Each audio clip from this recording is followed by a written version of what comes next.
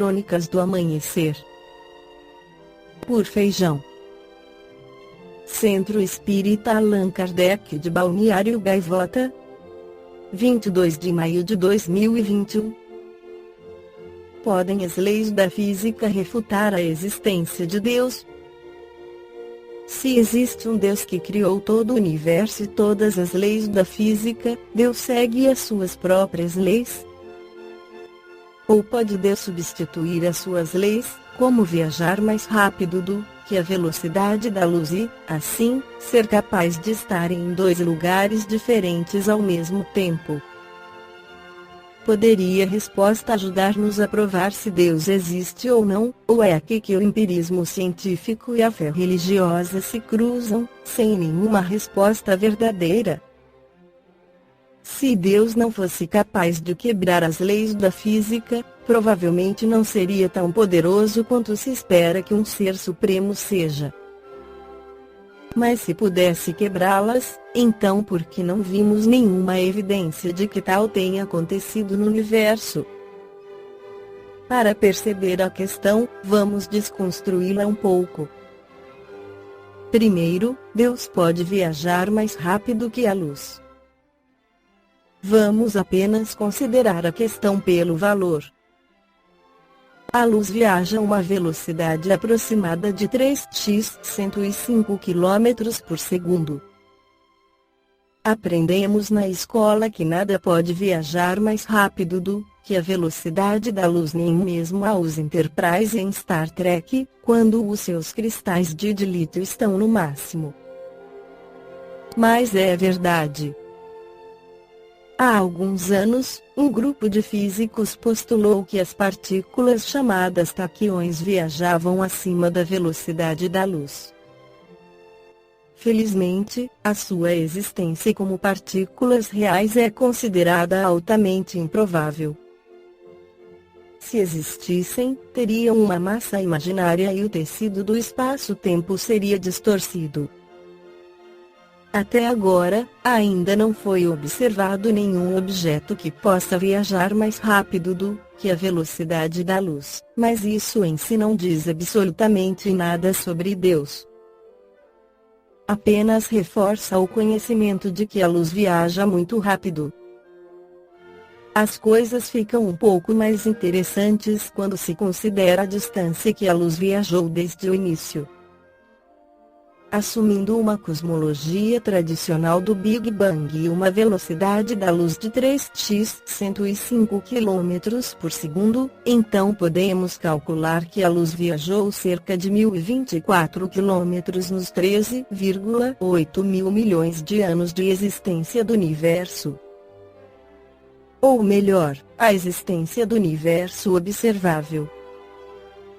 O universo está a expandir-se a uma taxa de aproximadamente 70 km por segundo por mpc, 1 megaparsec 30 milhões de km, então as estimativas atuais sugerem que a distância até a borda do universo é de 46 mil milhões de anos-luz. Conforme o tempo passa, o volume do espaço aumenta e a luz tem que viajar durante mais tempo para chegar até nós. Não podemos observar ou ver através de todo o universo que cresceu desde o Big Bang porque não passou o tempo suficiente para que a luz das primeiras frações de segundo nos alcançasse. Alguns argumentam que, portanto, não podemos ter a certeza se as leis da física poderiam ser violadas noutras regiões cósmicas, talvez sejam apenas leis locais acidentais. E isso leva-nos a algo ainda maior do que o universo. O multiverso. Muitos cosmologistas acreditam que o universo pode ser parte de um cosmos mais extenso, um multiverso, onde muitos universos diferentes coexistem, mas não interagem. A ideia do multiverso é apoiada pela teoria da inflação, a ideia de que o universo se expandiu enormemente antes de ter 32 segundos. A inflação é uma teoria importante porque pode explicar por que o universo tem a forma e a estrutura que vemos ao nosso redor. Mas se a inflação pode acontecer uma vez, por que é que não pode acontecer várias? Sabemos através de experiências que as flutuações quânticas podem dar origem a pares de partículas que passam a existir repentinamente, para desaparecer momentos depois. E se essas flutuações podem produzir partículas, por que não átomos ou universos inteiros? Foi sugerido que, durante o período de inflação caótica, nem tudo estava a acontecer ao mesmo ritmo. Flutuações quânticas na expansão poderiam ter produzido bolhas que explodiram para se tornarem universos por si mesmas. Mas como é que Deus se encaixa no multiverso?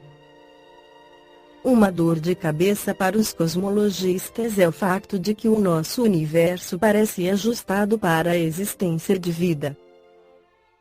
As partículas fundamentais criadas no Big Bang tinham as propriedades corretas para permitir a formação de hidrogênio e deutério, substâncias que produziram as primeiras estrelas. As leis físicas que regem as reações nucleares nessas estrelas produziram as coisas de que a vida é feita: carbono, azoto e oxigênio. Então, como é que todas as leis e parâmetros físicos do universo têm os valores que permitem que estrelas, planetas e, por fim, a vida se desenvolvam? Alguns argumentam que é apenas uma coincidência.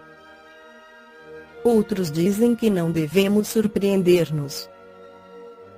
Alguns teístas, no entanto, argumentam que aponta para a existência de um Deus a criar condições favoráveis. Mas Deus não é uma explicação científica válida. A teoria do multiverso, em vez disso, resolve o mistério porque permite que diferentes universos tenham diferentes leis físicas. Portanto, não é surpreendente que estejamos num dos poucos universos que poderiam sustentar vida. Mas, claro, não podemos refutar a ideia de que um Deus pode ter criado o multiverso. Estranheza quântica. Agora vamos considerar se Deus pode estar em mais de um lugar ao mesmo tempo. Muito da ciência e da tecnologia que usamos na ciência espacial é baseada na teoria contra-intuitiva do minúsculo mundo de átomos e partículas, conhecido como mecânica quântica. A teoria permite algo chamado entrelaçamento quântico, partículas assustadoramente conectadas.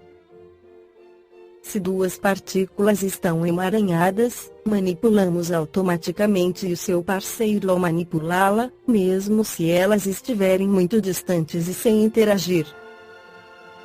Esta transferência de informações quânticas aparentemente acontece mais rápido do que a velocidade da luz. Dado que o próprio Einstein descreveu o entrelaçamento quântico como ação fantasmagórica à distância, acho que todos nós podemos ser perdoados por achar esse efeito um tanto bizarro. Afinal, há algo mais rápido do que a velocidade da luz: informação quântica. Isto não prova ou desmente Deus, mas pode ajudar-nos a pensar em Deus em termos físicos, talvez como uma chuva de partículas emaranhadas, transferindo informações quânticas para frente e para trás, e, assim, ocupando muitos lugares ao mesmo tempo. Até muitos universos ao mesmo tempo. Dificilmente esta reflexão oferece uma resposta relativamente à existência de Deus. Se acredita em Deus, então a ideia de Deus ser limitado pelas leis da física é um absurdo, porque Deus pode fazer tudo, até mesmo viajar mais rápido do que a luz. Se não acredita em Deus, a pergunta é igualmente absurda, porque não existe um Deus e nada pode viajar mais rápido do que a luz. Talvez a questão seja realmente apenas para agnósticos, que não sabem nem querem saber se existe um Deus. No Livro dos Espíritos, Allan Kardec prova a existência de Deus nas perguntas 4 Onde podemos encontrar a prova da existência de Deus? No axioma que aplicais às vossas ciências não há efeito sem causa. Procurai a causa de tudo o que não é obra do homem e vossa razão vos responderá. Comentário de Kardec. Para crer em Deus é suficiente lançar os olhos às obras da criação. O universo existe, ele tem, portanto, uma causa. Duvidar da existência de Deus seria negar que todo o efeito tem uma causa, e avançar que o nada pode fazer alguma coisa. 5. Que consequência podemos tirar do sentimento intuitivo, que todos os homens trazem consigo, da existência de Deus? Que Deus existe, pois de onde lhes virá esse sentimento, se ele não se apoiasse em nada? E uma consequência do princípio de que não há efeito sem causa. 6. O sentimento íntimo da existência de Deus, que trazemos conosco, não seria o efeito da educação e o produto de ideias adquiridas. Se assim fosse, porque os vossos selvagens também teriam esse sentimento? Comentário de Kardec. Se o sentimento da existência de um ser supremo não fosse mais que o produto de um ensinamento, não seria universal e nem existiria, como as noções científicas, senão entre os que tivessem podido receber esse ensinamento. 7. Poderíamos encontrar a causa primária da formação das coisas nas propriedades íntimas da matéria. Mas, então, qual seria a causa dessas propriedades? E sempre necessária uma causa primária. Comentário de Kardec. Atribuir a formação primária das coisas às propriedades íntimas da matéria seria tomar o efeito pela causa, pois essas propriedades são em si mesmas um efeito, que deve ter uma causa. 8. Que pensar da opinião que atribui a formação primária a uma combinação fortuita da matéria, ou seja, ao acaso? Outro absurdo. Que homem de bom senso pode considerar o acaso como um ser inteligente? E, além disso, o que é o acaso? Nada. Comentário de Allan Kardec. A harmonia que regula as forças do universo revela combinações e fins determinados, e por isso mesmo um poder inteligente. Atribuir a formação primária ao acaso, seria uma falta de senso, porque o acaso é cego e não pode produzir efeitos inteligentes.